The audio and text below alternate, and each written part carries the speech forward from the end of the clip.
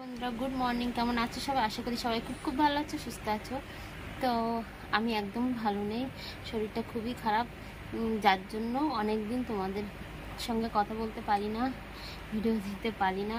খুবই অসুস্থ, মানে কি বলবো, একটা যদি কাজ করি তো তার জন্য আমি আধা ঘন্টা আমার শুতে হয়, এরকমই শরীরের অবস্থা হয়ে গেছে।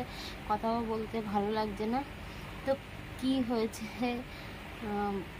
কি মানে কেন এরকম হচ্ছে সবটাই তোমাদেরকে জানাবো, তো সেটা পরের ব্লগে। তো অনেকদিন পর ব্লগটা শুরু করছি। তো এখন বাজে সকাল 11টা। তো আমি এখন রান্নাঘরে চলে এসেছি দুপুরে রান্না বান্নার জন্য। আর জানো তো খুবই অসুবিধা হচ্ছে আমার, আমি তো কাঠে রান্না করি, তোমরা তো জানো। অনেকে কেন মানে সবাই দেখেছো আমি কাঠে রান্না করি, ভালোবাসি কাঠে রান্না করতে। গ্যাস রয়েছে কিন্তু রান্না করি না। তো এমনই অবস্থা, দেখো মাঝে ঝড় বৃষ্টি হয়ে গেল, সেই ঝড় বৃষ্টির জন্য আমার উনুনটা পুরো ভিজে গেছে, ভিজে নষ্ট হয়ে গেছে, জ্বলছিল না। আর তখন তোমাদেরকে দেখাতে পারিনি ব্লগ করে, কারণ আমার ফোনে ব্যালেন্স ছিল না, তো ব্যালেন্সটাও ভরা সম্ভব হচ্ছিল না সেই মুহূর্তে। সেই জন্য তো আমি না উনুনটা মানে জ্বালানোর অনেক চেষ্টা করেছি, কিন্তু জ্বালাতে পারিনি, সেই জন্য সেটা ভেঙে দিয়েছি। আর দিয়ে আমি আবার সেখানে নতুন উনুন বানাবো, কিন্তু এখনও বানানোর জন্য প্রস্তুত নেইনি। মাটি নিয়ে আসতে হবে, মাটি সেখানে ভরতে হবে। সেখানকার আগের পুরনো উনুনের যে সমস্ত মাটি ছিল সেগুলো সবটা তুলে ফেলে বড় একটা গর্ত তৈরি হয়েছে। আর এখন আপাতত গ্যাসেই রান্না করছি। ওই যে দেখো ভাত বসিয়েছি। দেখো বন্ধুরা, এটাই আমার সেই উনুনের জায়গাটা। তো দেখো কতটা গর্ত হয়ে গেছে, পুরনো মাটি সবটাই তুলে ফেলেছে। আর এই যে দেখো ভিজে সব কেমন হয়ে রয়েছে। তো এটা ঠিক করব, উনুন আবার নতুন বানাবো। আর এই যে এদিকে গ্যাসে রান্নাবান্না, ভাত হচ্ছে, আর এদিকে আমি তরকারি কাটছি। দেখো কি কাটছি, কুমড়ো শাক। তো কুমড়ো শাক আমাদের একটা মানে সবজি খেতে কুমড়ো গাছ লাগানো রয়েছে। তো কুমড়ো হচ্ছে না, তোমাদের দাদা গাছগুলো নিয়ে এসেছে কিছুটা কেটে, সবটা নিয়ে আসিনি, অনেক হয়েছে মনে হয়। আমি অনেক দিন যাই না, যাবো ভাবছি একটু। তো নিয়ে এসছে, এই কাটবো, রান্না করবো। কুমড়ো শাক খেতে খুবই ভালো লাগে। তো কার কার ভালো লাগে কমেন্টে জানিও। তো চলো এগুলো কেটে নিই। আর আমি না একটা উনুন বানিয়েছি, মানে আঁচ বলে সেটা, আমি কখনো কোনো দিন উনুন বানাইনি, তো সেটা তোমাদেরকে পরে দেখাবো। তো চলো এগুলো কেটে রান্নাবান্নাটা সেরে নিই তারপরে। তো বন্ধুরা, দুপুরে রান্নাবান্নার পরে এত গরম লাগছিল তোমাদেরকে আর রান্নার পরে শেয়ার করতে পারিনি, খুব কষ্ট হচ্ছিল। আমি নিজে না খেয়ে আগে খাইয়ে চলে গেছিলাম ঘরে ফ্যানের সামনে বসতে। তো দেখো আমাদের ঝিঙে গাছটা কি সুন্দর ফুল হয়েছে, হলুদ হলুদ ফুল। তো এখন কিন্তু বিকাল, তো বিকালে ঝিঙের ফুল ফোটে, অন্য অন্য ফুল সকালে ফোটে, আর ঝিঙে গাছে না কি একটা মানে আজব বিকালে ফোটে। তো আমাদের ঝিঙে গাছে দেখো ঝিঙেও ধরেছে, এই যে ছোটো ছোটো, আর ওই যে দেখো একটা, আর ওই যে ওইদিকে আর একটা, ঠিক আছে, অনেকগুলো ফুল ফুটেছে। আর বেশ পালাটা পুরো ভরে গেছে গাছে। চলো তোমাদেরকে উনুন দেখাবো বলেছিলাম, আমি একটা উনুন বানিয়েছি সেটা দেখাবো। তো চলো। ও বাবা, আমার হাঁসগুলো দেখো কেমন করছে, দেখেছো? ওদের খিদে পেয়েছে, খিদে পেলে ওরা ওরকম গলা ওরকম করে, ওরা যেন মাঝে মাঝে না কি যেন ধরে, ওই যে উপরের দিকে মুখ করে কি যেন ধরে, ওরা বুঝি না কি ওরা ওরকম করে কেন।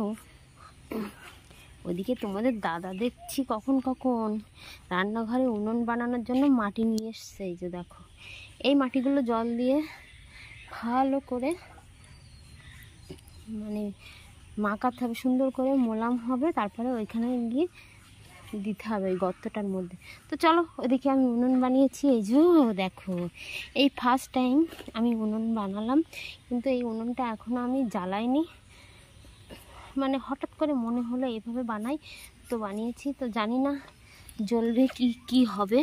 এই যে এখান দিয়ে কাঠ দিতে হবে। এই যে উনুনের ভিতরটা দেখছো 3টে ছিদ্র, ওইখান দিয়েই ধোয়া বার হবে। তো জানি না, নিজের আইডিয়া থাকে। এই ফার্স্ট টাইম উনুন বানিয়েছি, জানি না কেমন হয়েছে আর কেমন জ্বলবে। তো জ্বললে তো সব ভালো, দেখা যাক। আর একটু শুকিয়ে যাক, উনুনটা এখনো কাঁচা রয়েছে। তো তারপরে ভাত রান্নার জন্য দেখব যে জ্বালাতে পারি কি না।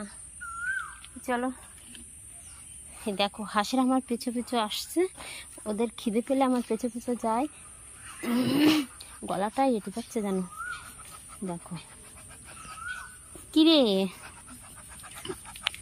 তোদের খিদে পেয়েছে? ওরা ওরকম করে বলে আমাদের বাড়িতে অনেকে আসতে মানে ভয় পায়, আর জানে না এলে তাদের দিকে যদি ওইভাবে যায় না তো তারা ভয় পায়, বলে বাবা কি হাঁস কামড়ে দেবে।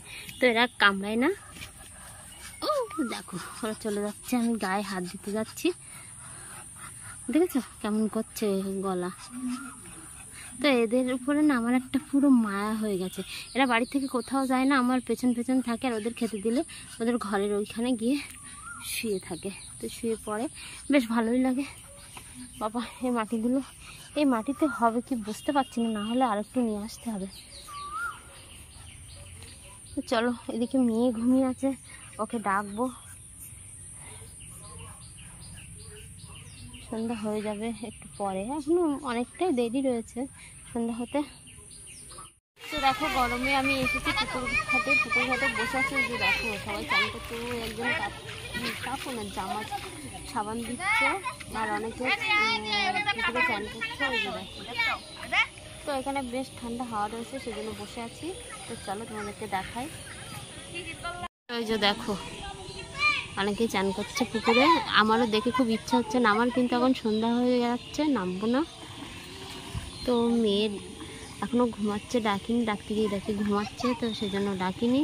চলো, আমি না ডেকেই চলে এসেছি পুকুরের দিকে। তো এবার গিয়ে ডাকবো। তো বন্ধুরা দেখো, মা এসে চেয়ারে বসে পড়েছে। এই যে শরীরটা খুবই খারাপ, এত কষ্ট হচ্ছে গরমের মধ্যে। তো সন্ধ্যাবেলা তোমরা তো দেখলে আমি গিয়ে পুকুরের ওখানে বসেছিলাম, তারপর বাড়ি এসে এত শরীর খারাপ হয়ে গেল, হঠাৎ করে কলে স্নান করলাম।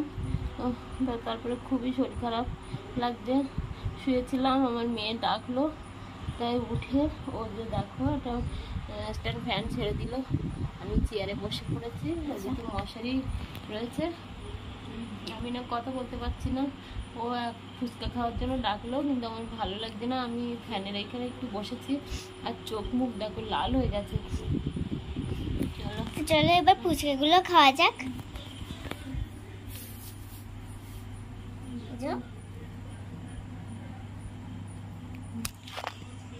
তো বন্ধুরা অনেক রাত হয়ে গিয়েছে, আমি এক্ষুনি খেয়ে দিয়ে রান্নাঘরের থেকে আসলাম, ঘরে এসে বসেছি। এই যে দেখো আমি মোবাইল দেখছি। তো আমার মায়ের শরীরটা ভালো নেই বলে আমি আজকে ভিডিওটা শেষ করছি। তো টাটা, গুড নাইট, সবাই ভালো থেকে সুস্থ থেকো। আর প্লিজ ফুল ভিডিওটাকে দেখো, আর আমার চ্যানেলটিকে একটু সাবস্ক্রাইব করো। বাই।